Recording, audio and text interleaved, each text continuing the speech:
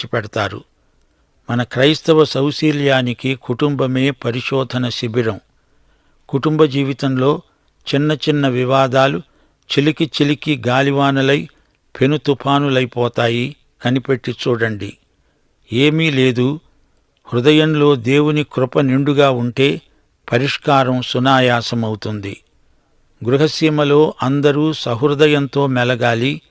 101 కీర్తన 2వ వచనంలో దావీదన్నాడు, నా ఇంట యథార్థ హృదయముతో నడుచుకుంటాను.